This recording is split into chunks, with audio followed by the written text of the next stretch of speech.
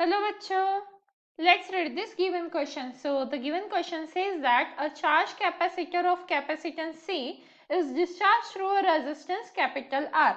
A radioactive sample decays with an average life tau. Find the value of R for which the ratio of the electrostatic field energy stored in the capacitor to the activity of a radioactive sample is independent of the time. तो देखिए बच्चों, question के हिसाब से हमें क्या find out करना है, आर की वैल्यू फाइंड आउट करनी है।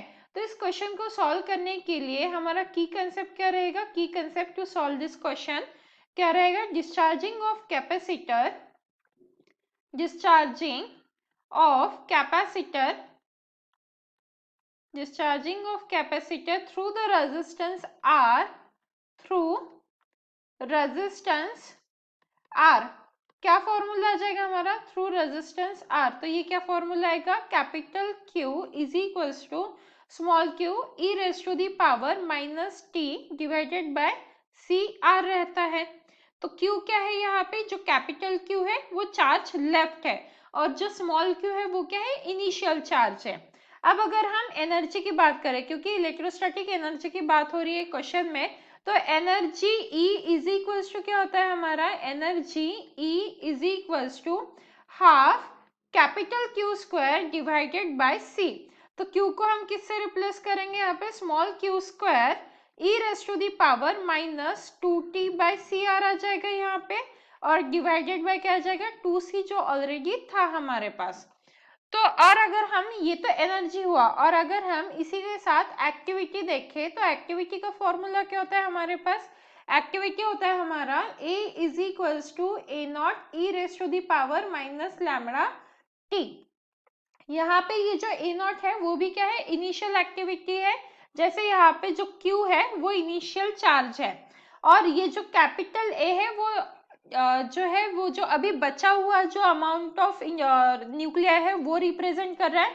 वैसे ही सेम जो कैपिटल Q है वो चार्ज लेफ्ट को रिप्रेजेंट कर रहा है, मतलब बचा हुआ जो चार्ज है उसे रिप्रेजेंट कर रहा है।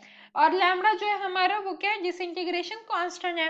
अब हमें क्या करना है, रेशो लेना है, तो ratio of energy to activity लेंगे हम। तो एनर्जी टू एक्टिविटी, इफ अगर हमने रेशो ले लिया, ratio of energy to activity, तो क्या आ जाएगा, E by capital A is equals to क्या आएगा यहाँ पे, Q square into E raise to the power minus 2t by C R आ जाएगा, और डिवाइडेड बाय क्या आ जाएगा, 2c जो एनर्जी वाले फॉर्मूला से है, और A naught E raise to the power minus lambda by T आ जाएगा। अब इसे हम थोड़ा सॉर्ट आउट करेंगे, क्योंकि यहाँ पे जो टर्म्स है वो इंडिपेंडेंट ऑफ टाइम है। हमें क्वेश्चन में बोला गया है ये जो एनर्जी और रेडियो एक्टिव सैंपल है is independent of the time. तो हम यहाँ पे क्या लिख सकते हैं, since terms are independent, terms are independent of the time, of time, their coefficients